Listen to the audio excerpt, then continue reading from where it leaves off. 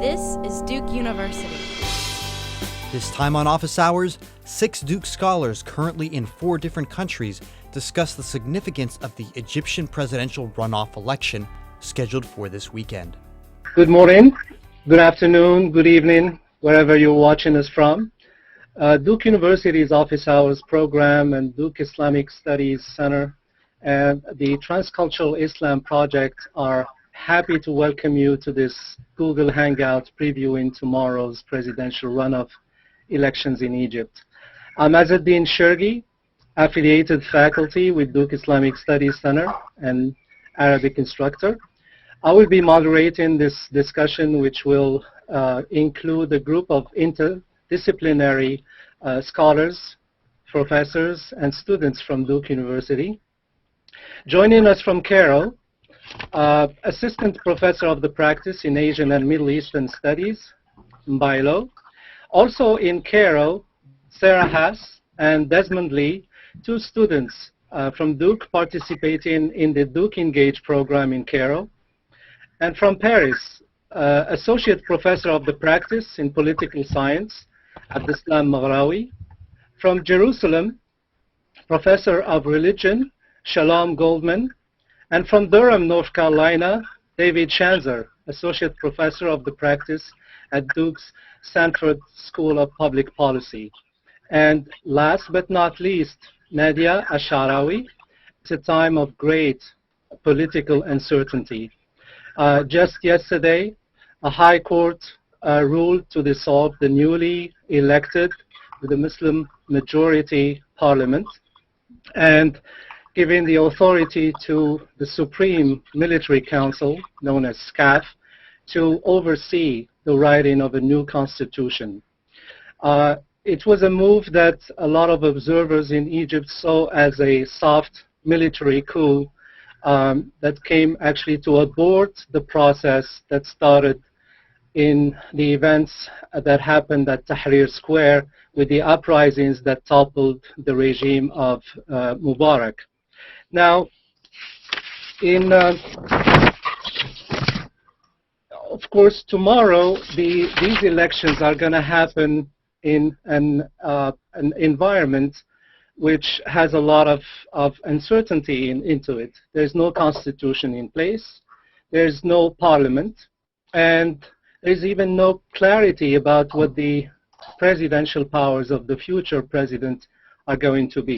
So tomorrow's runoff elections are going to pit the candidate Mohamed Morsi, who is representing the Muslim Brotherhood, against Ahmed Shafik, known mostly for his connections with the old regime.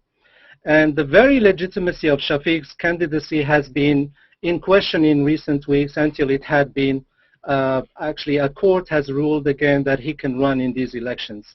So Professor Lo, I'll start with you. You have been in Egypt over the last few weeks.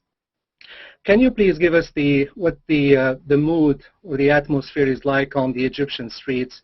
Do you see more fear or excitement over the events of tomorrow?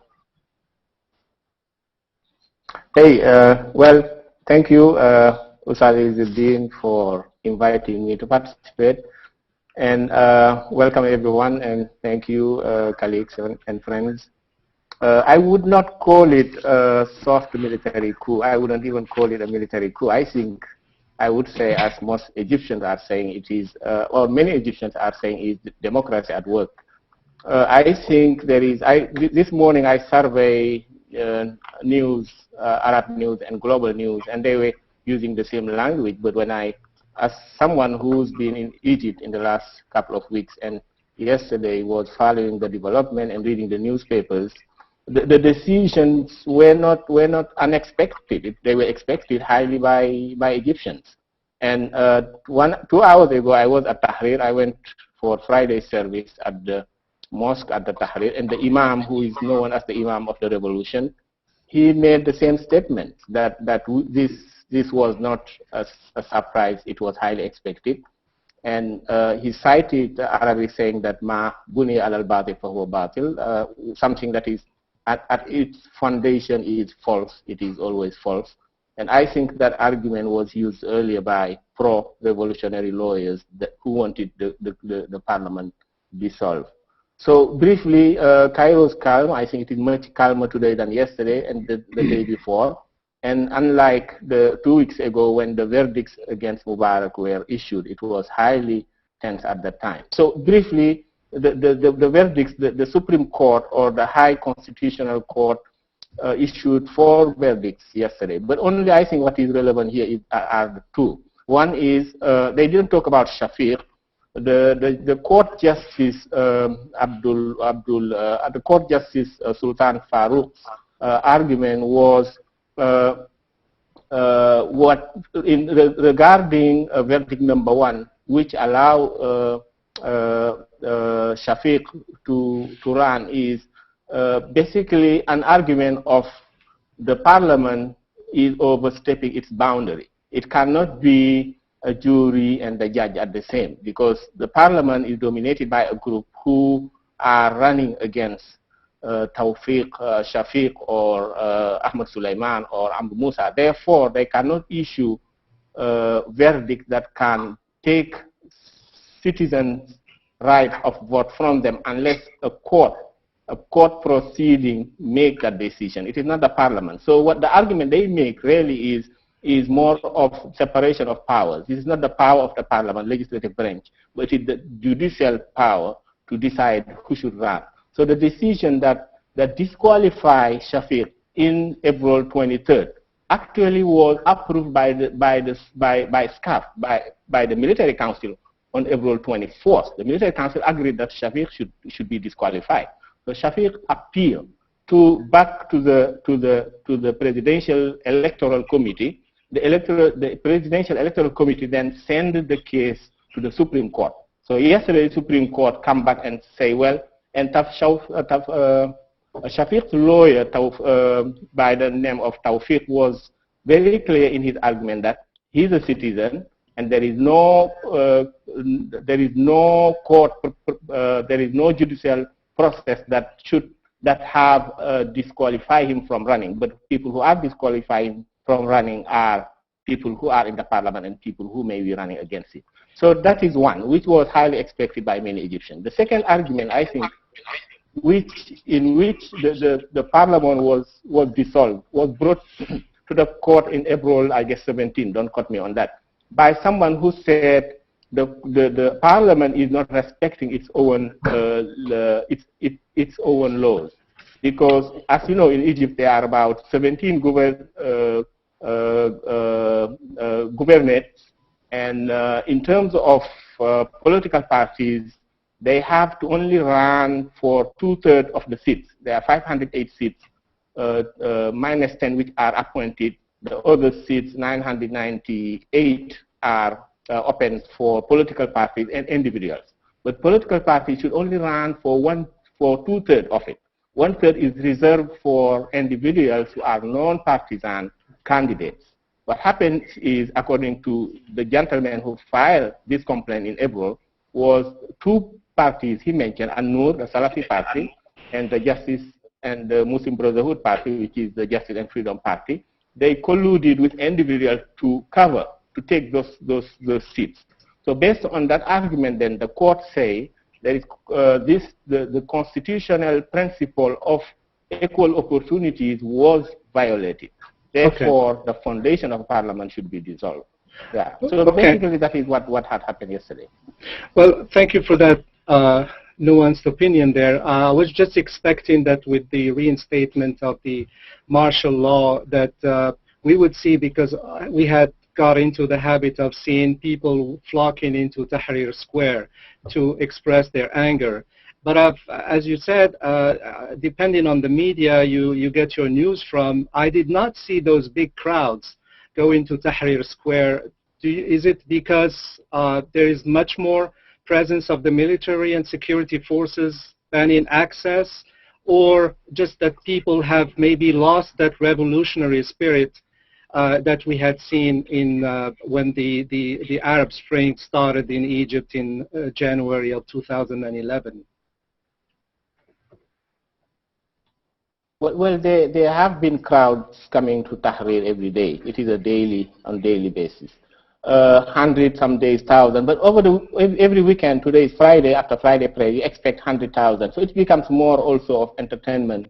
So many things going on Tahrir.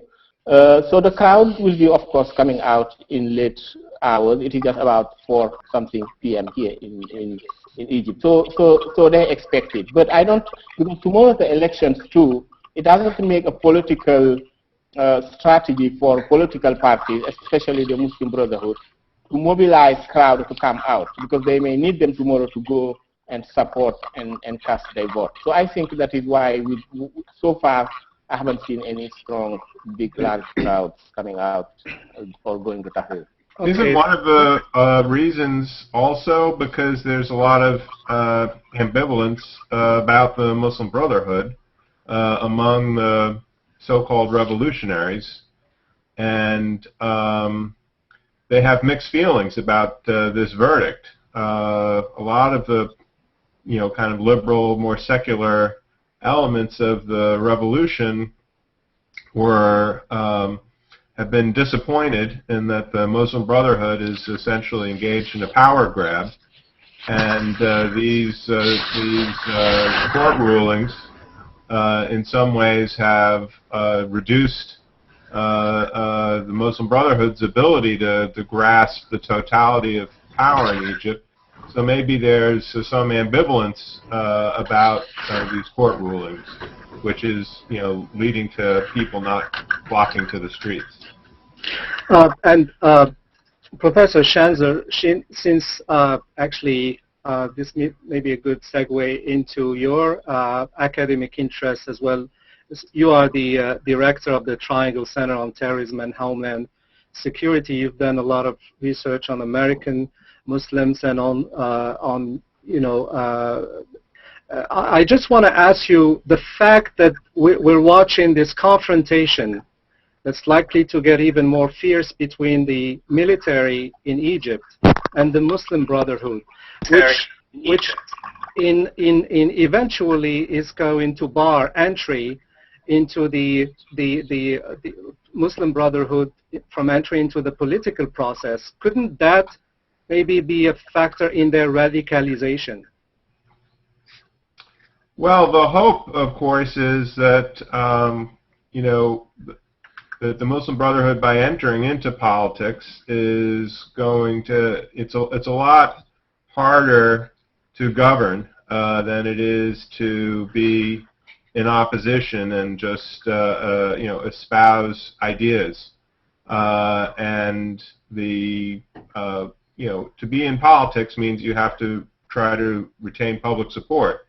And a lot of the key elements of maintaining public support are providing what the people want.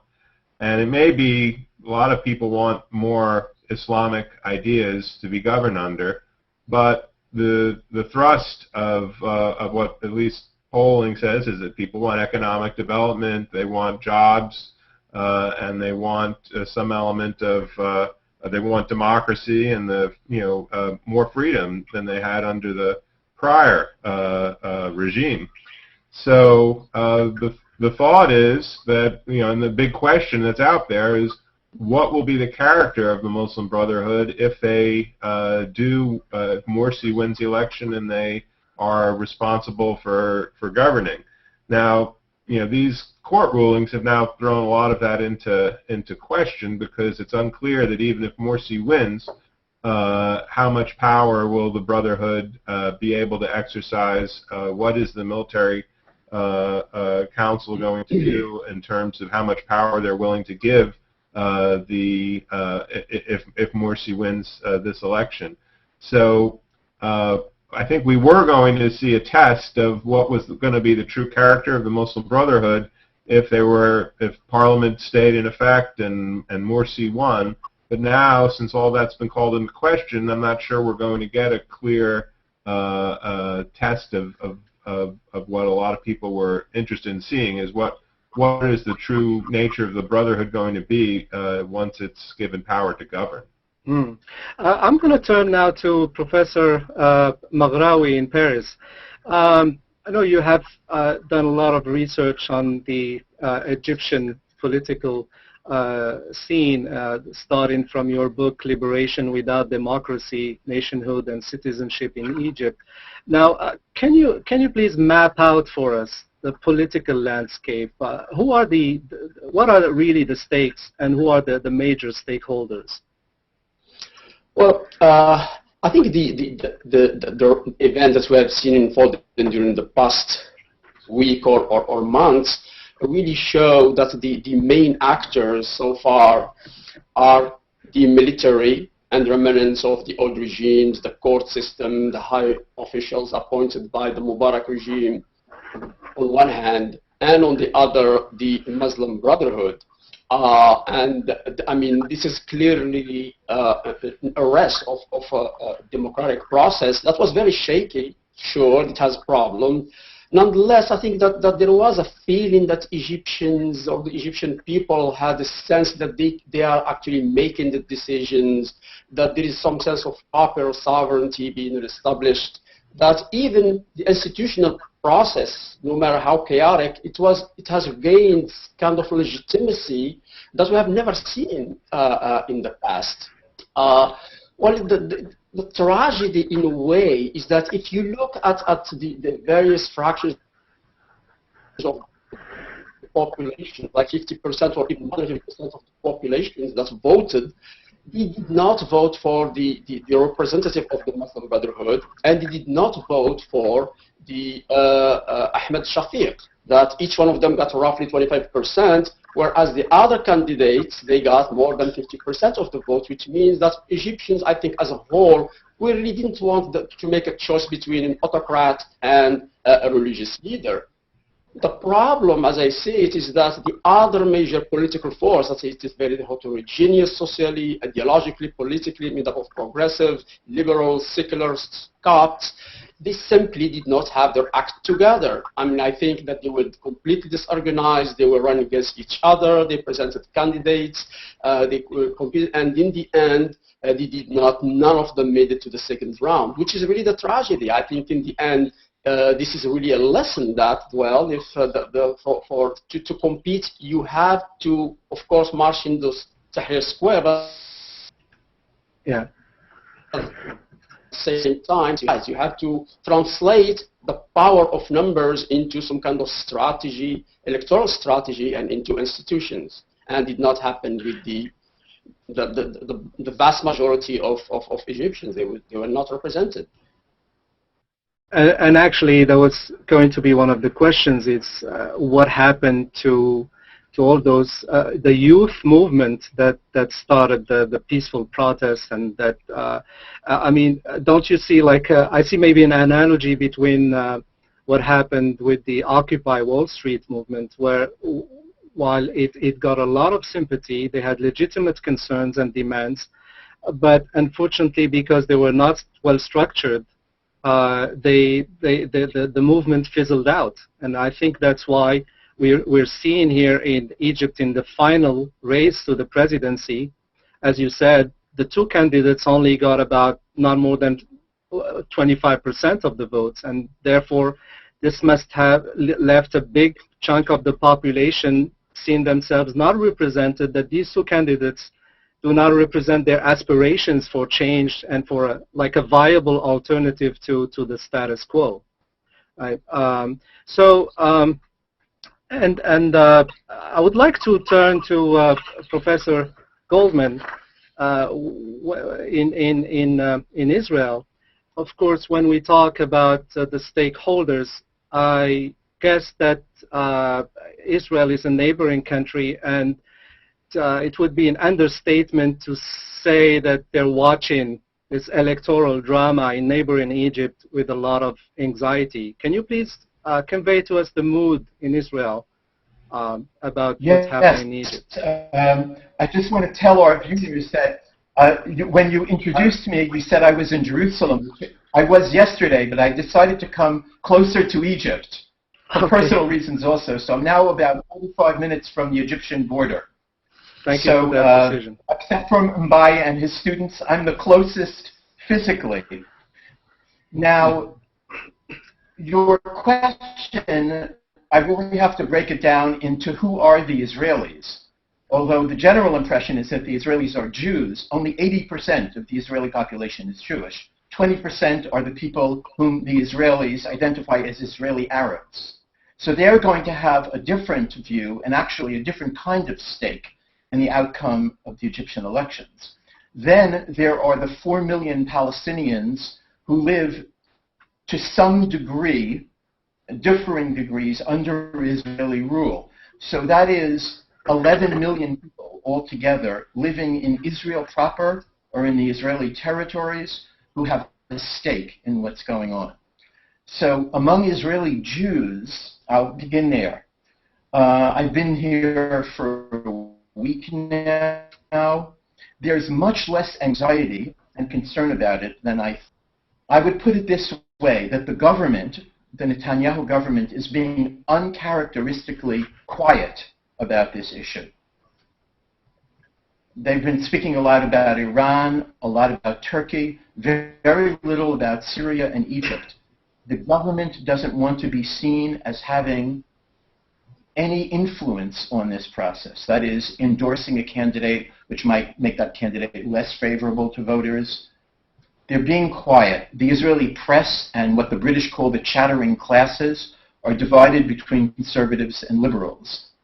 Social conservatives and social liberals. The social and political conservatives tend to favor the more autocratic, authoritarian regimes in the Arab world. The Arab Spring seems to them a threat.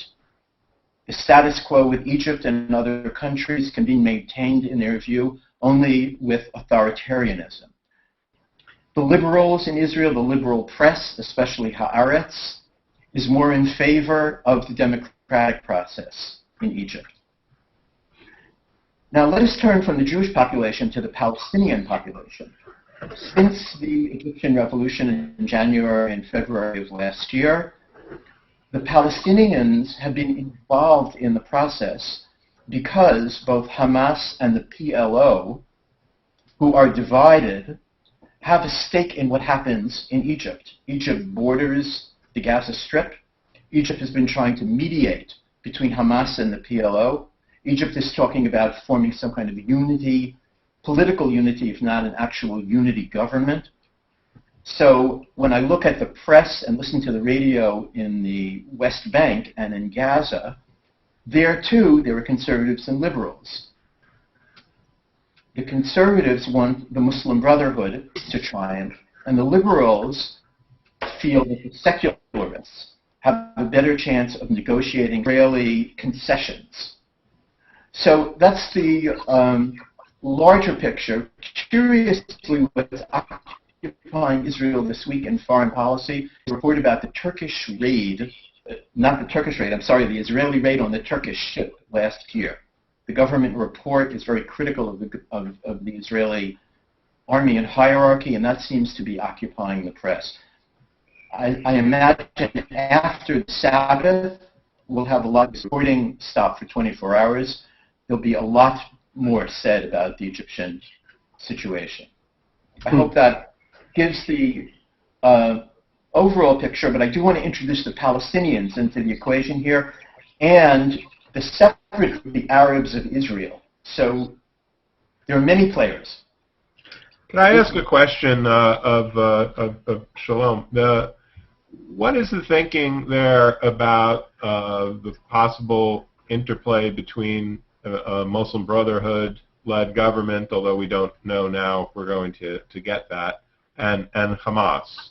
Is the feeling that this is an unholy alliance that will give Hamas more power, or is there some thinking that because this Egyptian government is not going to want to be held accountable for terrorist acts by Hamas, and because Hamas is essentially was born of the Muslim Brotherhood, that in some ways this could have some type of maybe moderating influence on Hamas? What's the thinking over there on that? Right, David, thank you so much for asking that question, and in a way answering it. Also, because it's the last position that you suggested, that I noticed on Bitter Lemons and other highly thought of websites in the last few days that if the Muslim Brotherhood comes into power, it can be a moderating influence on Hamas. Observers already see Hamas as making gestures to the PLO, which would include, if not exactly concessions to Israel, then some kind of reluctant acceptance of Israel. So the more that the Muslim Brotherhood is involved in the Egyptian political process and by extension in the international political process, the more Hamas, which as you say is born of and is proud to be of the Muslim Brotherhood, could engage in a similar process. Of course, Ya'alon and other, he's the former head of the army, he's on the political right, he's warning against the Muslim Brotherhood and says that it'll be a radicalizing view, a radicalizing power in terms of Hamas, but most of the Israeli liberals and pundits disagree. Okay, I kind of lost track. Can we please talk a little bit more about the internal Egyptian situation? Because we want there are a lot of issues about Egypt that we want to also talk about. Definitely, I was going to redirect the discussion to Egypt, but before that, I would like to take this opportunity to say hello to the Duke group in the Washington, D.C. office watching us, watching this discussion live. So I'm going to turn to Nadia Sharawi in Egypt. You, in the spring of 2012, you've accompanied a group of Duke students, undergrads, on a trip to Egypt, where they studied displacement and well-being as part of the Duke Immerse program. Now, can you tell us, in terms of your familiarity and immersion within the Egyptian culture and society, what do you think the implications of these elections could be in terms of human rights? Well, thank you so much, Ustad Azadeen, for having me on. And I think one of the things that the panelists have been saying already today is just how much uncertainty there is.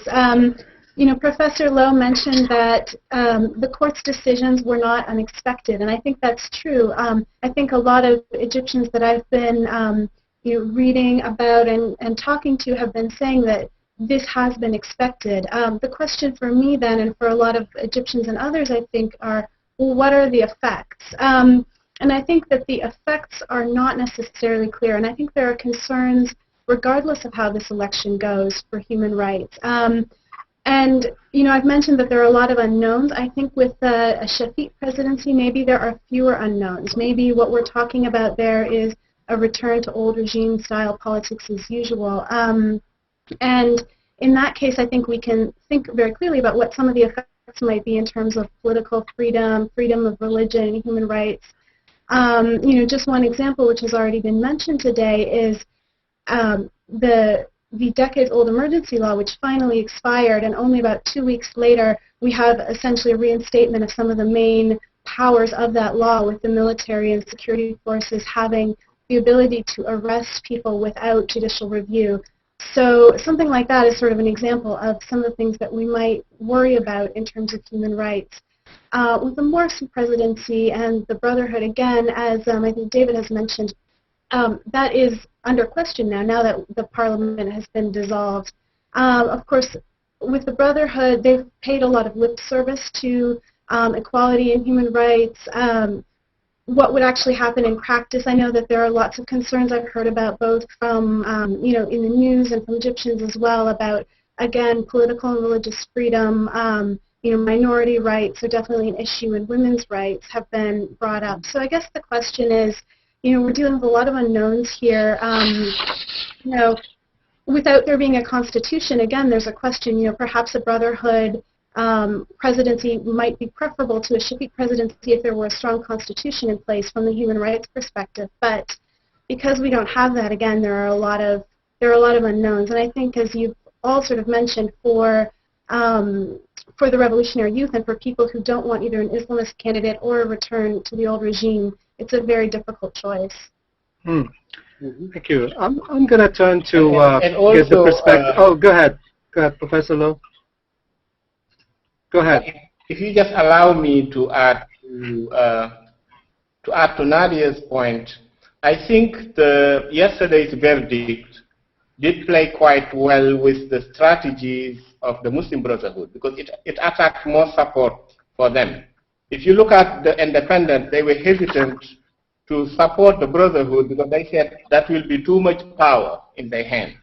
So now, since the parliament has been dissolved, most independents and most revolutionaries now have no obstacle, no objection in supporting the Muslim Brotherhood. So that is why when I read the newspapers today, it wasn't a big hit to them. I think it is a very good strategic move for them. Two things happened in the last 3 weeks which play quite well for them. One is the verdict, light verdict against Mubarak, and yesterday's verdict, which basically public support for the Muslim Brotherhood. So I just wanted to add that to Nadia's point. Sure, thank you. Can I jump in to say something very quickly about the Muslim Brotherhood?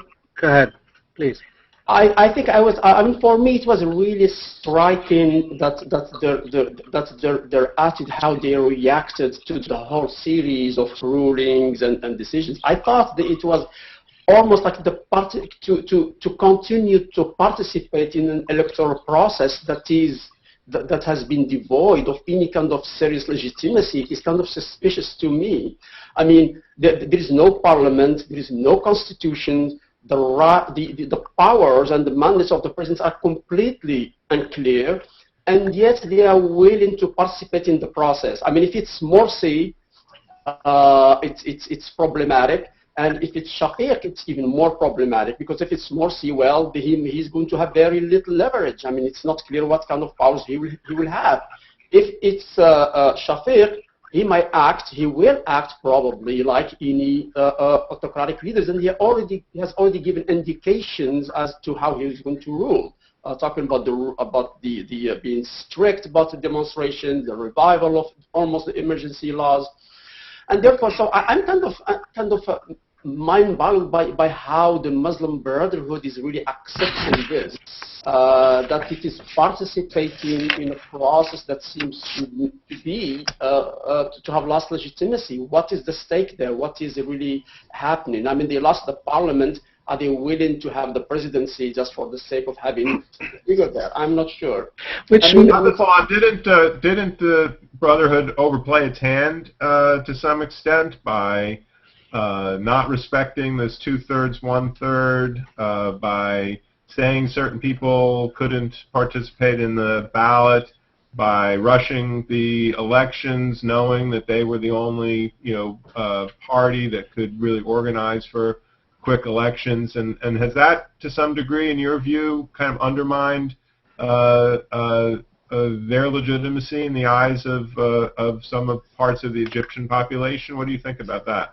Oh, I definitely think that the Muslim Brotherhood, I mean, they definitely overplayed their hands, and also their ambiguous attitude with the Salafists. I mean, the Salafists have very clear position on certain issues that are very restrictive, and I think that the Muslim Brotherhood could have taken a very clear position, like in Nahda in Tunisia, saying that, look, there are certain things that we are not going to touch. We know that Islam is the official religion of the state, but we are not going to touch or restrict the liberties or freedom of.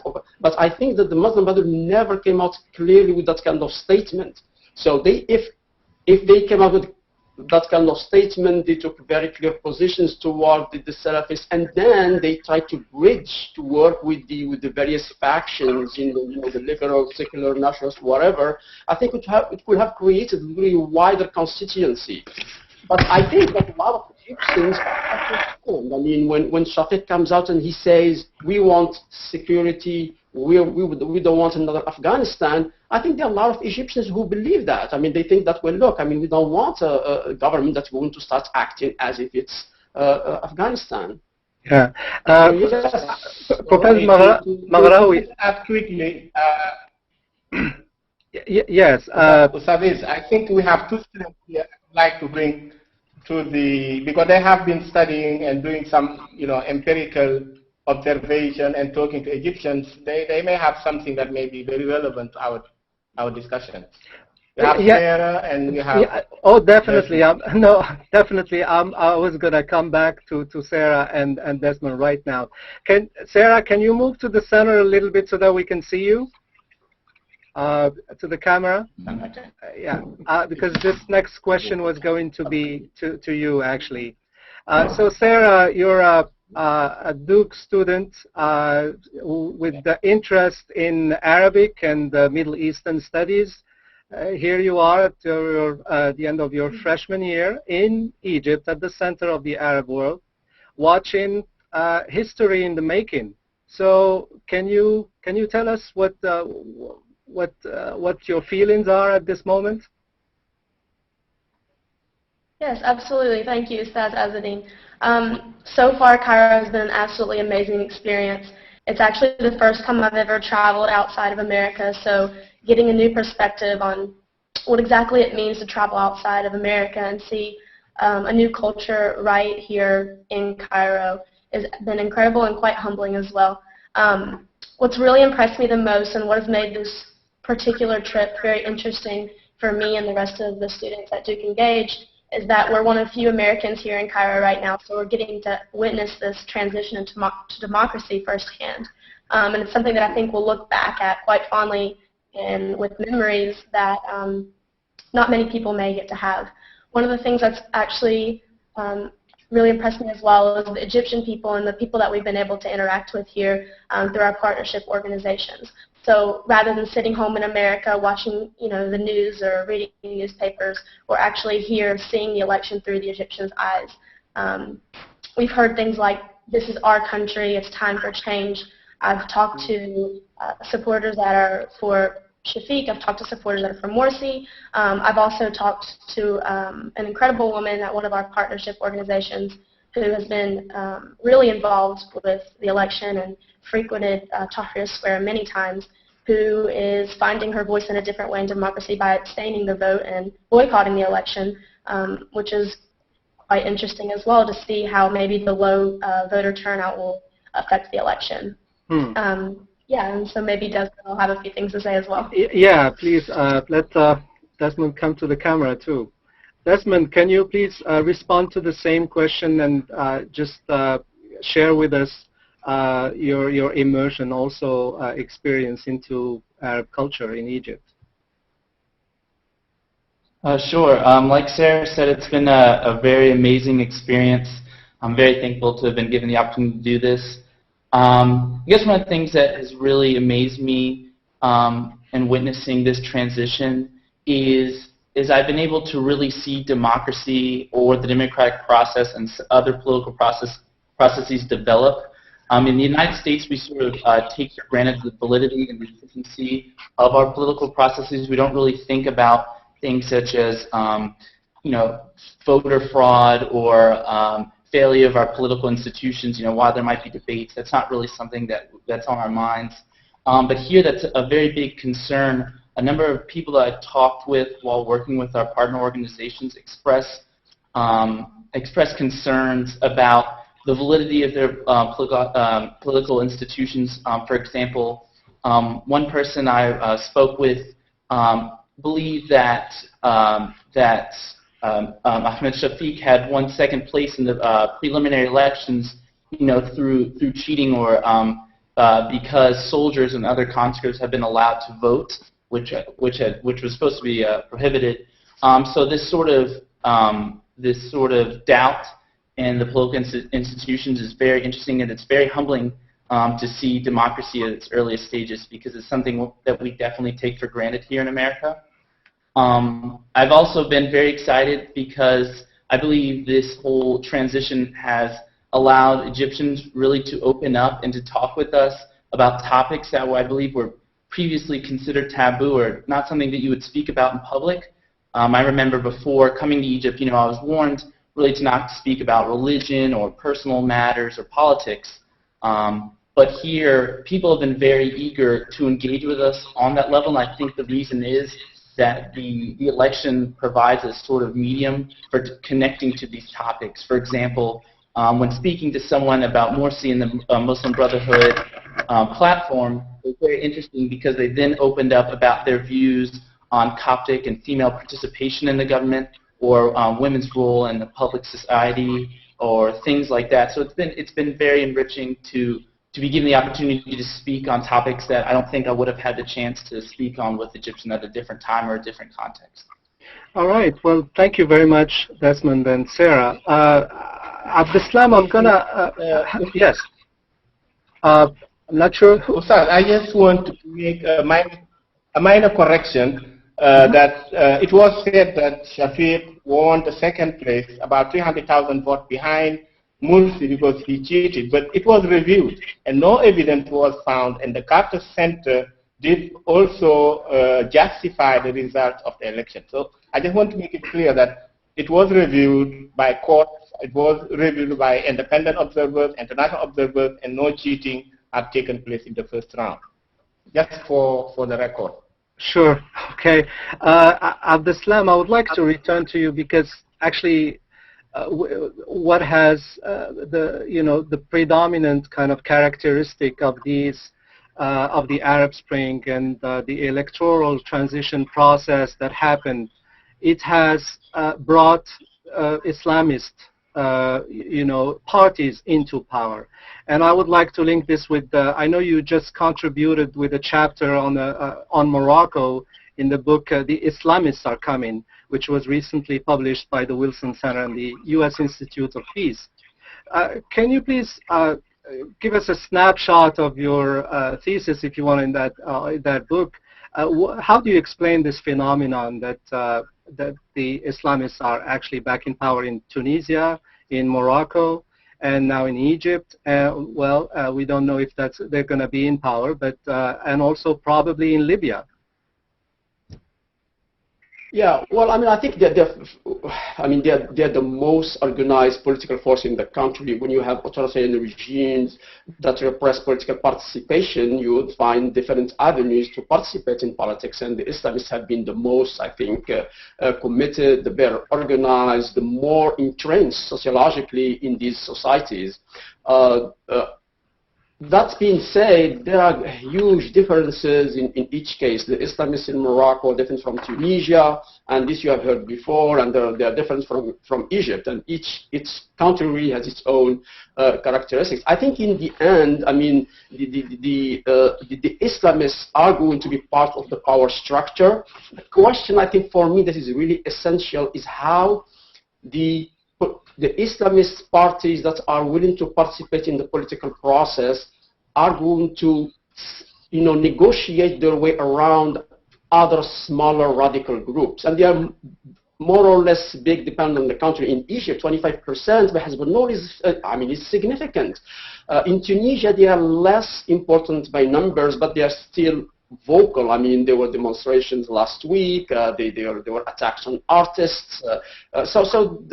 It is going to be really tricky how these Islamist parties are going to want to maintain their religious legitimacy while at the same time excluding or separating themselves from the more radical groups. Everything that I've seen, including the Muslim Brotherhood, in terms of their economic programs, what they say, it sounds like they are much more pragmatic. They know that Egypt needs aid. They know that social issues are going to be on the agenda. That they know that Egypt or Tunisia or Morocco, that these countries are dependent on some aid, and therefore they are not going to they can't afford to alienate Western society. Because I think there's also transformation, ideological transformation, not just necessities or dependence on the West, and that is, the Nahda in Tunisia is a very clear example. I think that they immediately said before the new constitution that they are not going to write that the Sharia is the source of law. Ghanouchi made that very clear.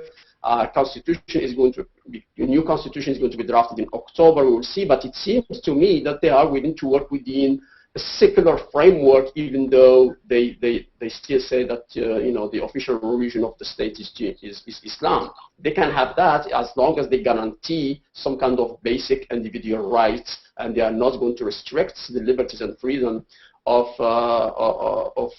others. I also think that the role of civil society, we talk a lot about civil society, and I think that if you have strong civil society, very diversified, it's going to be much more difficult for Islamist parties to impose their agenda. I think that in Tunisia there is fairly well dynamic civil society, which is paradoxical given that they are also say in nature, but there are lawyers, there are artists, there are comedians, there is social base that's going to stand in the face of kind of religious restrictions. Same thing in Morocco.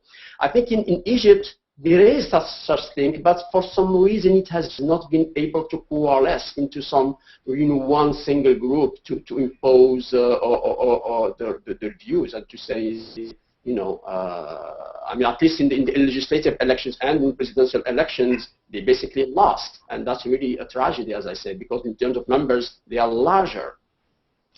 Thank you. I just want to bring in a question that was tweeted to us. And there is some interest in one of you panelists to address the fact that in the final analysis, the revolution or the uprisings, when they started, they had a young face there. It was the youth movement who had brought in the paradigm of peaceful protest. But in the final analysis, they don't seem to be represented in this contest, and it seemed like they have been politically marginalized. Anybody would like to address this question? Sorry, what is the question again? Can you repeat the question again? Who has been marginalized? The youth movement that started the uprisings. Okay. So anybody? Well, go ahead, Nadia. Yes. Go ahead, Nadia. Let's go Nadia first, and then Mbaye. Okay. So just even speaking about the presidential election, Sarah brought up the woman that she met in Cairo who talked about how she was going to boycott the vote, and Abdul Salam has been talking a little bit about the lack of organization. And one of the things that I've seen and that people have been talking about is this question of the third option. Is there a third option for people who don't want to vote for Morsi and Shafik? And I think that this is sort of this really shows us the limitations of the youth more revolutionary vote, because there's this split between people who want to boycott and people who want to spoil their ballot. And I think that that's a real challenge, this lack of unity, and what kind of an impact can such a strategy have, particularly if it's split in these ways. And I think that there really is a lack of unity there that definitely needs to be worked on if the youth hope to have a stronger impact on the political process. Sure. Actually, there was just another corrective tweet that came, and actually they had wanted, but thank you, Nadia, they had wanted to hear specifically the feedback of the two students that are with Mbaye in Cairo. Did you have any encounter with the youth, members of the youth movement, if we can call them this way, and maybe tell us their perspective on what's going on in the country now? Sarah? Yeah, sure. Okay, yeah. Go ahead. So while we're here in Cairo, it's specifically a civic engagement program, so we're working with partner organizations, and one of the ones that we're working with is Al-Qiyan, and it's a society that works with disabled children. While we're not working directly with the children, we're working with the staff, teaching them English, but a lot of the lessons have just revolved around speaking and communicating with each other and learning about our cultures, learning about our lives. And one of the main things that keeps coming up is the election, because it's obviously something that's on everybody's mind right now. And like Desmond was saying earlier, as many people have such strong opinions on it, and it's refreshing to see a lack of apathy that maybe we might see in the United States, especially during election time right now, that the Egyptians have taken. And the youth is constantly asking us our opinions, giving us their opinions, asking how the world views it, and reminding us that what they really want when it comes down to it is a bigger and a brighter future for Egypt. And they want the revolution that they've sparked to result in a change. They want to see something new, and and it's a fight worth fighting for. I guess the only thing I would to add to that when discussing the youth participation in this discussion is I've encountered youth who favored both candidates and youth who advocated spoiling your votes or not participating in the election at all. But it seems like that whoever they're supporting, it seems like their discussion is primarily still almost ideologically based. I haven't really spoken with a lot of youth who have really debated or spoken with me about each candidate's platforms on a policy level. I'm not sure if that because these issues are so personal and intimate that really the form of debate still remains more ideologically based, or if it's because neither candidate has really clarified their platform on specific policy levels. So that would be the only thing I would add to what Sarah was saying. And also, if I could, Mbaye, I have actually another question for you that just came, that was just tweeted to us from somebody who Professor Frances Hassel. She actually, it seems like your defense of the fairness and transparency of this electoral process is being challenged. So Francis is saying that there was a lot of corruption in the parliamentary round of elections, from what she understands, including direct payoffs of voters in whole groups. And it is also important to notice that there is no constitutional basis for the elections, as I think we pointed out at the beginning. So you want to respond to that? Well, what I'm just trying to be very realistic. I have witnessed electoral process transition into democracy in over 15 countries. But if you look at Egypt, you talk about 90 million people living in this small area, most of them in Cairo, 25 million people living in this small area. And for close to now 17 months have been protesting every day. And few people have been killed. So we have to be realistic here. And if you look at what has happened in Egypt, it is not what is happening in Libya or Syria, because Egyptians are listening to what the courts are saying. What the courts are saying, I think it is not, if you read it and analyze it, it makes a lot of sense. And it's very similar to the role of courts in the United States. So that is one aspect. So that's why I think what I've witnessed in Egypt is democracy at work. That you can read in the U.S. Federalist Papers. That is how it is. It is not perfect, of course. Egyptians, they know that. And today, for example, I was listening I was at the mosque, because there are buffer zones, there are center powers in Egypt, not the Muslim Brotherhood. The Muslim Brotherhood, during the parliamentary election, they have close to 11 million people voted for them. In the second round, 49% turnout, and they get about 5 million. So they lost about 50%. So they admit that it is a crisis for them. So it is problematic. So I don't want to go further on that, but in this issue. But what I wanted to say earlier was about the youth vote, the youth movement, and similar to the Islamists.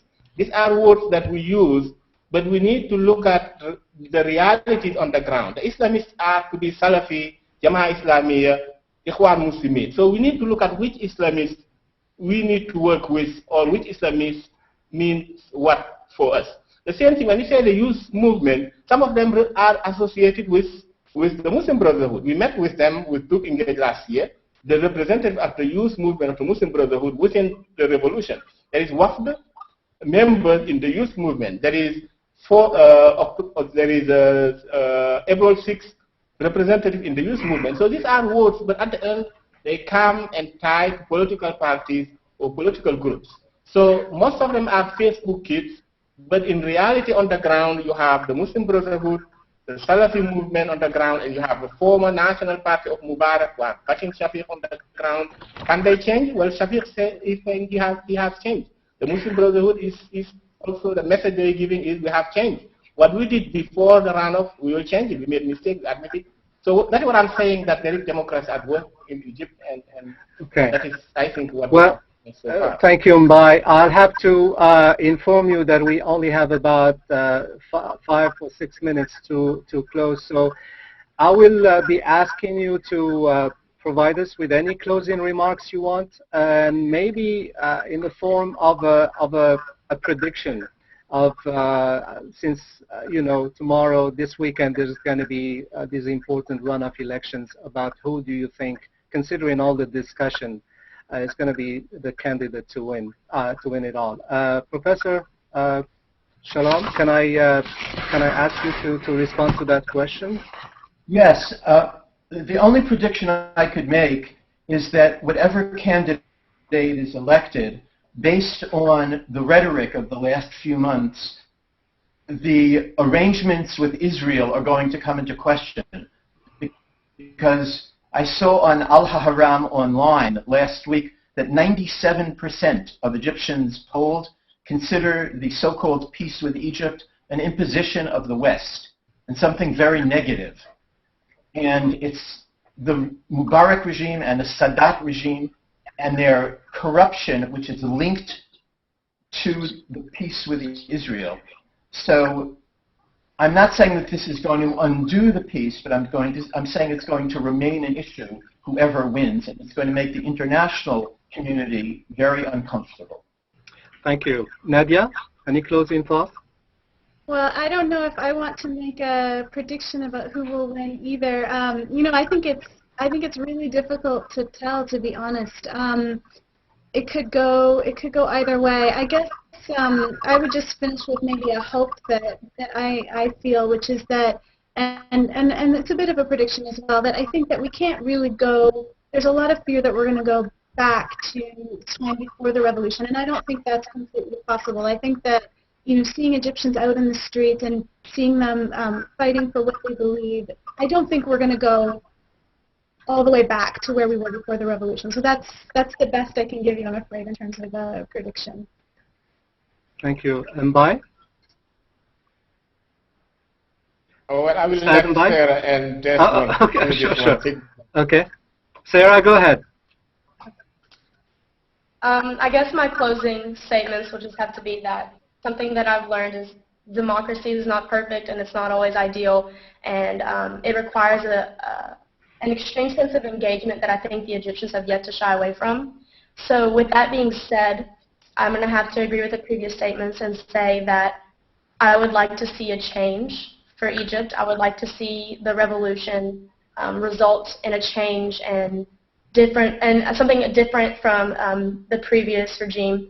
So I would put my vote in for Morsi, not necessarily as somebody who feels that my vote deserves to be out there for the Egyptian people, but for seeing the youth and the people that we've talked to so passionate about the movement that they've made, that change results in it. Thank you. Mbaye? Or Desmond, go ahead.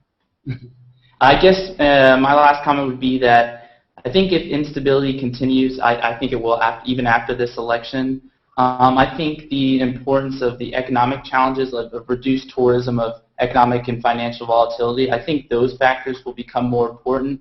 And I think in the short-term future, I think revolutionaries and other political groups will face a lot more public pressure to come up with solutions, because I think many Egyptians are hurting right now. You know, it's been more than a year, almost 2 years of this harsh economic climate. So I think that will become more and more important. Thank you. Mbaye, go ahead. I will let that pass. Yeah, I'm undecided. Okay, yeah. Sure. All right. And Professor Shanzer, you're the last one to voice your closing remarks. I think predictions are hazardous as well because the situation is so fluid. The real question to me is, so what's next after this election? Who is able to exercise power? What happens in terms of a response to the election, either of Morsi or Shafik, of the majority of the Egyptian people? How does the military respond? How do our governments respond to the acts that are taking place on the ground? I guess if I had to guess that Morsi is going to win, because I think the majority of the population, will want to make a statement against the regime.